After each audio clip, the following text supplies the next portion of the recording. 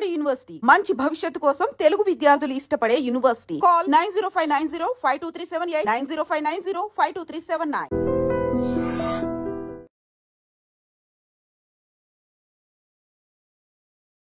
22వ తారీఖున జరిగినటువంటి ఉగ్ర దాడికి ప్రతీకారం తీర్చుకుంది భారతదేశం కూడా. సో ఈ రోజు very very good morning for all the Indians అనుకోవచ్చు. ఆపరేషన్ సింధూర్ తెల్లవారి లెవ్వగానే ఆపరేషన్ సింధూర్ స్టార్ట్ చేసేసాం. సో ఒక రకంగా చెప్పాలంటే ప్రతీకారం తీర్చుకున్నాం అని అనుకోవచ్చు. ఫస్ట్ రియాక్షన్ నేనైతే తెలుసుకోవాలనుకుంటున్నాను ఫారూక్ షుబ్లీ గారి నుంచి, మైనార్టీ పరిరక్షణ committee member as well as social worker also. Sir నమస్తే సార్. నమస్తే అమ్మా. Yes sir.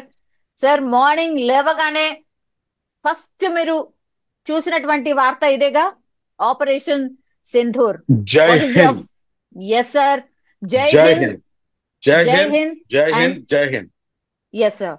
Exactly.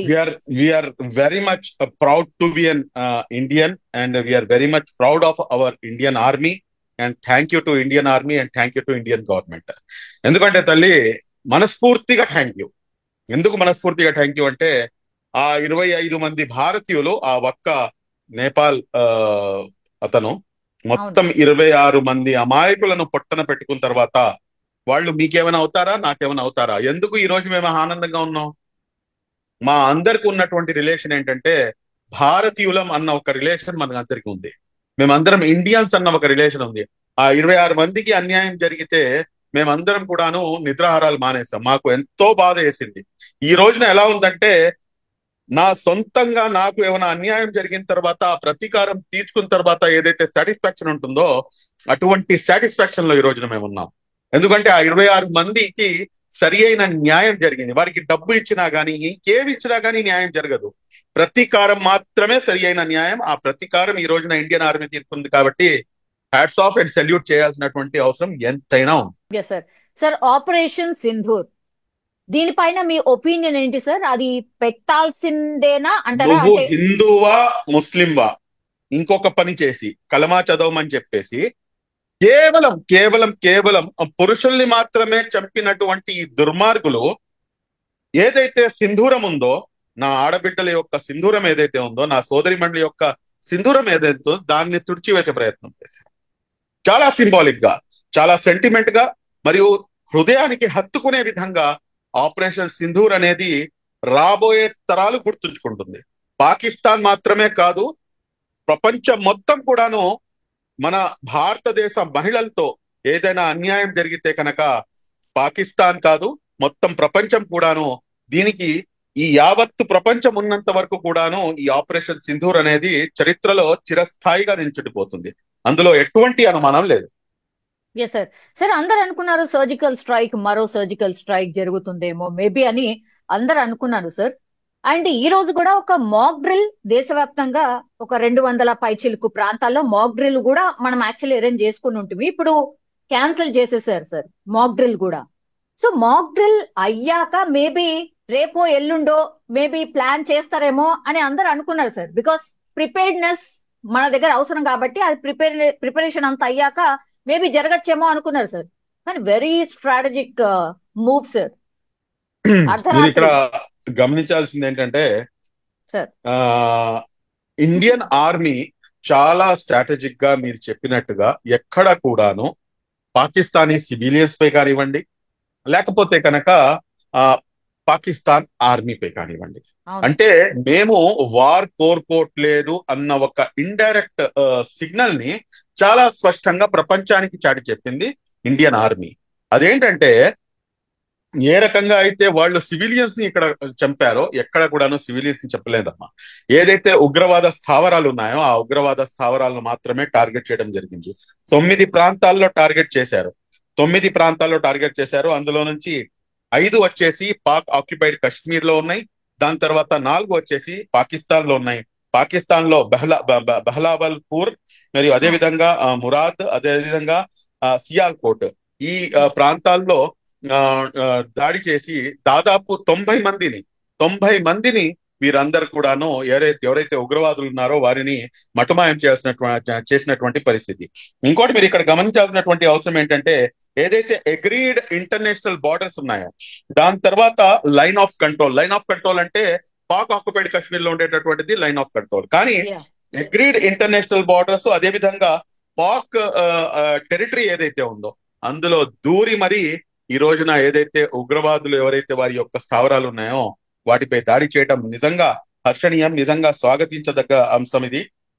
ఇక్కడ మరొకటి మ్, చాలా మీకు ఏమని చెప్పాలి, నేను యాక్చువల్ గా అయితే ఓన్లీ ఇండియా తప్పించి నేను ఇంకా వేరే అంశం ఏది కూడా మాట్లాడకూడదు అనుకున్నాను. కానీ కొంతమందికి భారతదేశంలో ఉన్నటువంటి కొంతమందికి కూడాను ఇది ముస్లింస్ లేకపోతే ముస్లిం అన్న పదం ఏదైతే ఉపయోగిస్తుంటారో భారతదేశ ముస్లింల యొక్క ఏదైతే దేశభక్తిని శంకిస్తారో ఈ రోజున ఈ ఆపరేషన్ సింధూర్ ని ఒక మహిళల్ని వీళ్ళందరూ కూడాను వదిలిపెట్టేస్తే ఒక మహిళ దీన్ని మొత్తం కూడాను లీడ్ చేస్తుంది. ఆ మహిళ పేరు సోఫియా ఖురేషి. నాకు 1965లో ఏదైతే పాకిస్తాన్ తో జరిగినటువంటి ఏదైతే యుద్ధం ఉందో ఆ యుద్ధం గుర్తుకొస్తుంది. 1965లో బ్రిగేడర్ ఉస్మాన్, నేను ఆయన్ని మర్చిపోలేను నేను.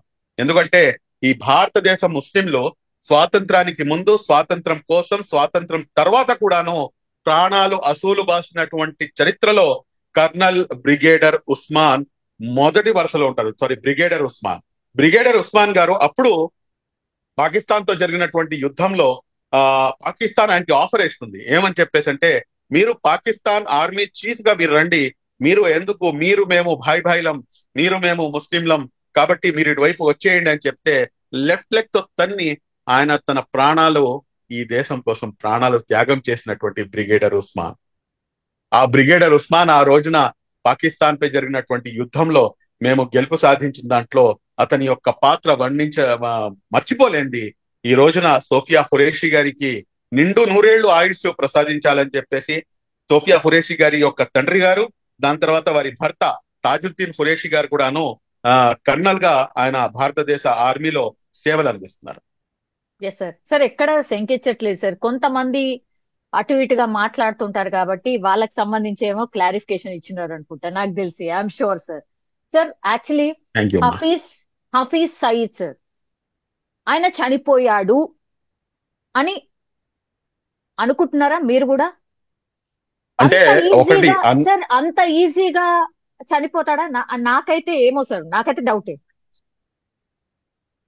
లేదమ్మా, నాకు కూడాను డౌటే. ఎందుకంటే హఫీజ్ సయీద్ అంత తొందరగా చిక్కుతాడా అంటే గనక నాకు తెలిసినంత వరకు మీ మాటతో నేను కూడా ఏకీభవిస్తున్నాను. కానీ 90 మంది ఉగ్రవాదులు ఎవరైతే చనిపోయారో ఇందులో ఖచ్చితంగా ఏంటంటే కొంతమంది పెద్ద తలకాయలు ఉండే అవకాశం ఉంది అని చెప్పేసి వస్తున్నటువంటి వార్తలు. అది కనుక జరుగుంటే కనుక నిజంగా దాన్ని మనం స్వాగతించాల్సినటువంటి అంశమే. కానీ ఇక్కడ మనం గమనించాల్సిన ఇంకో అంశం ఏంటంటే, ఈ రోజున పాకిస్తాన్ మీడియా మీరు ఇప్పుడు గమనిస్తే కనుక గగ్గోలు పెడుతుంది. అదేంటంటే మొత్తం కంప్లీట్ గా ఫాల్స్ ఇన్ఫర్మేషన్ ని, తప్పుడు ప్రచారాన్ని ప్రజల్లోకి తీసుకెళ్లే ప్రయత్నం చేస్తుంది. అదేంటంటే పాకిస్తాన్ సివిలియన్స్ పై దాడి చేసింది, కానీ వాస్తవానికి వీరు తిరిగి ఏదైతే అటాక్ చేశారో అందులో ఇప్పుడే నాకు వచ్చినటువంటి సమాచారం, నేను ఇందాకే చూసింది, 10 మంది జమ్మూ కాశ్మీర్ కి చెందినటువంటి మన భారతీయులు వాళ్ళు ప్రాణాలు కోల్పోయారు, సివిలియన్స్ ప్రాణాలు కోల్పోయారు అని చెప్పేసి.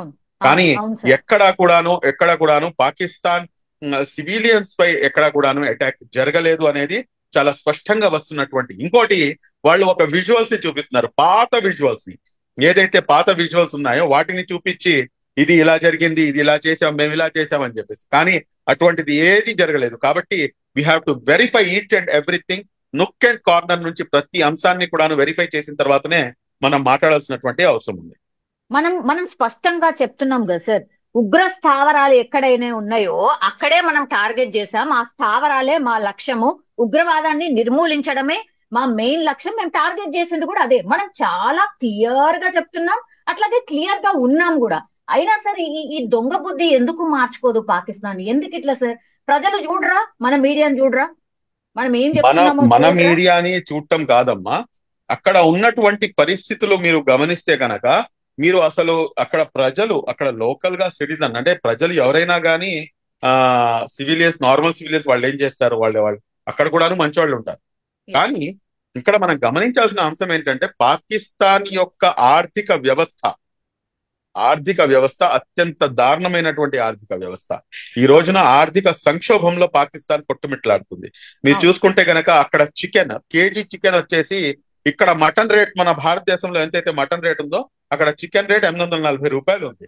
అవును బియ్యం సార్. వచ్చేసి 340 రూపాయలు ఉంది. మనకి 50-60 రూపాయలకి మంచి రకం బియ్యం వస్తాయి. అదే విధంగా అవును. మీరు చూసుకుంటే కనుక కోడిగుడ్లు 332 రూపాయలు, అదే విధంగా మిల్క్ 224 రూపాయలు, టొమాటోస్ 150 రూపాయలు, పొటాటోస్ 105 రూపాయలు.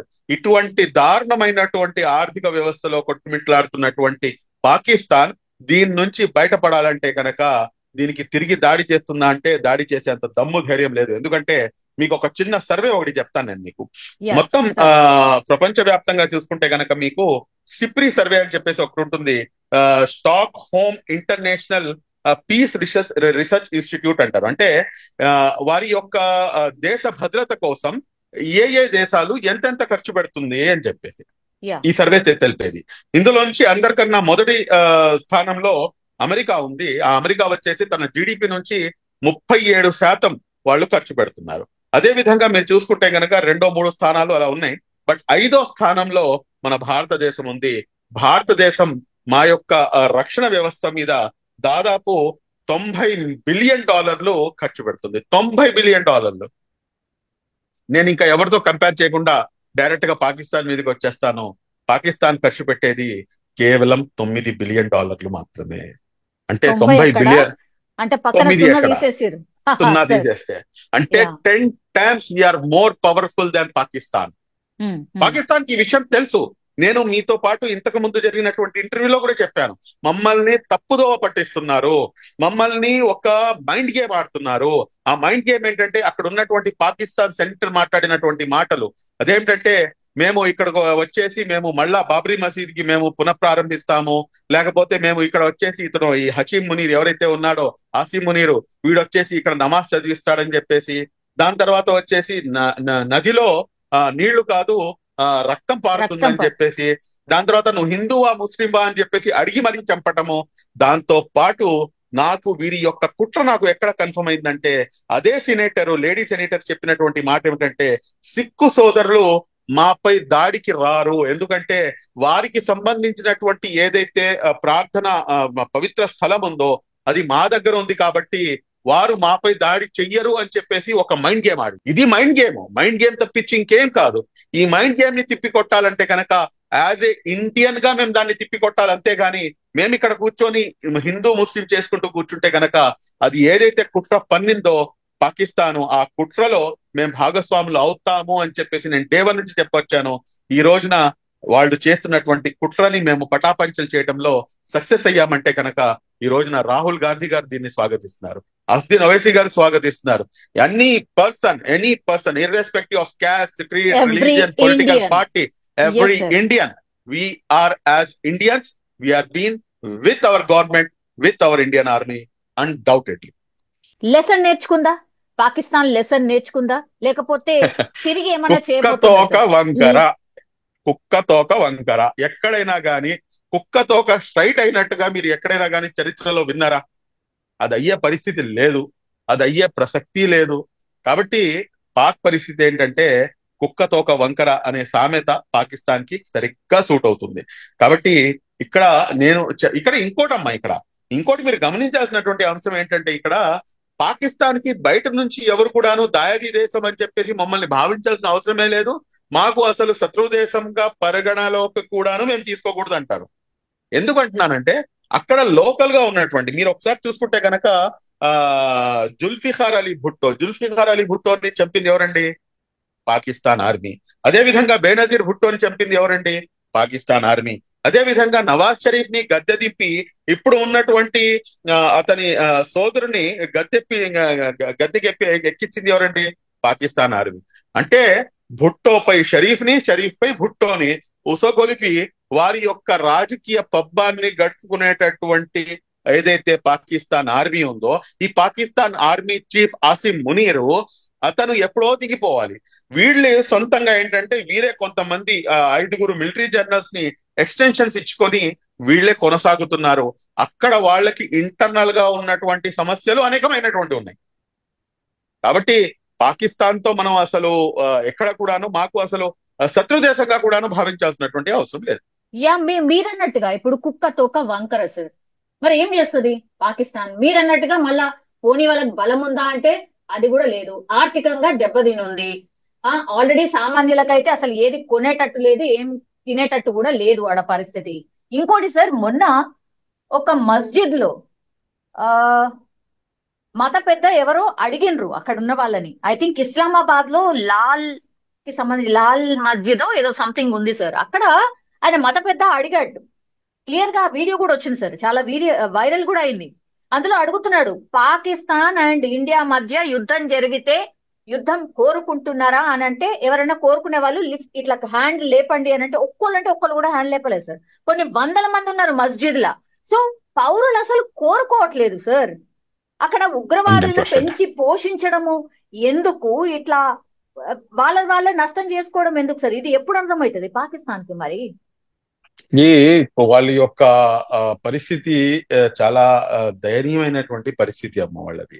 వాళ్ళు ఏంటంటే ఇప్పటికైనా కానీ మారకపోతే కనుక మేము ఏదైతే అఖండ భారతదేశం ఉందో ఆ అఖండ భారతదేశం వైపుకి అడుగులు వేయాలి అని చెప్పేసి మన ప్రధాని నరేంద్ర మోదీ గారికి మనం ఇవ్వాల్సినటువంటి మెసేజ్ అయితే అదే. అఖండ భారతదేశంలో పాక్ ఆక్యుపైడ్ కాశ్మీర్ ని కూడా ఎంత ఆనందంగా ఉంది చూడండి. అఖండ భారతదేశం అంటే ఒక రకమైనటువంటి ఫీలింగ్ రావట్లేదు. మళ్ళా ఏదైతే పురాతనమైనటువంటి మన భారతదేశం ఉందో దాన్ని మనం కైవసం చేసుకొని అందరినీ కూడా కలుపుకొని మనం ముందుకు పోదాం.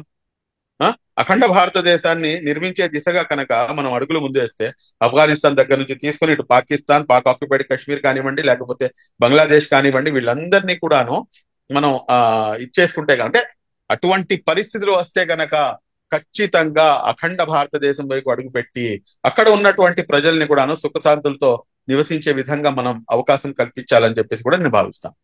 Yes sir. Sir China respond అయింది సార్, కొంత ఆందోళన వ్యక్తం చేసింది. అణ్వాయుధాలను కలిగినటువంటి పొరుగు దేశాల మధ్య భీకర ఉద్రిక్తతకు కారణం ఏంటి అనేది తెలుసుకునే ప్రయత్నం చేసింది. ఇరు పక్షాలు సంయమనం పాటించాలని కోరుతోంది సార్. ఇక్కడ సరే ఇప్పుడు మాట్లాడటం వేరండి.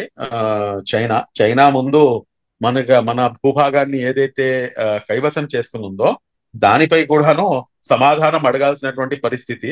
ఎవరైతే దొంగ ఉన్నాడో ఆ దొంగ వచ్చేసి అరే దొంగతనం చేయకూడదు, అది మహాపాపం అని చెప్పినట్టుగా ఉంది నాకైతే. అంతే కదమ్మా, మా యొక్క భూభాగాన్ని కొంత ఆక్యుపై చేస్తున్నారు, దానిపై కూడాను మనం జవాబు ఇవ్వాల్సినటువంటి అవసరం ఉంది.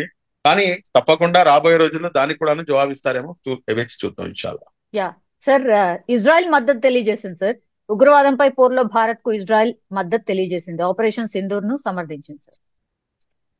ఇజ్రాయెల్ యొక్క మద్దతు ఎలాంటిదంటే, ఎవరి చేతులకైతే పసికూనలు 5 సంవత్సరాల లోపల ఉన్నటువంటి 5 సంవత్సరాల లోపల ఉన్నటువంటి పసికూనలు ఏదైతే ఉన్నారో వాళ్ళని 2000 కన్నా ఎక్కువ మందిని పొట్టన పెట్టుకున్నటువంటి ఇజ్రాయెల్ అటువంటి వాళ్ళ యొక్క మద్దతు నాకు తెలిసి అవసరం కూడాను లేదు అని చెప్పి నేను బహిరంగంగా చెప్తాను అన్నమాట. ఎందుకంటే పాలస్తీన్ ప్రజలు వాళ్ళ యొక్క భూభాగం కోసం, వారి యొక్క ఏదైతే స్వాతంత్రం కోసం, నిజంగా లిటరలీ చెప్పాలంటే అది స్వాతంత్ర పోరాటం, అది వాళ్ళు చేస్తుంది. ఆ స్వాతంత్ర పోరాటం కోసం వాళ్ళు చేస్తున్నటువంటి పోరాటానికి అసలు ఇజ్రాయెల్ 1947కు ముందు 45కు ముందు ఇజ్రాయెల్ అనేది ఈ చిత్రపటంలో ఎక్కడ లేదమ్మా. అసలు చిత్రపటంలో మొత్తం ప్రపంచ చిత్రపటంలో ఎక్కడ లేదు.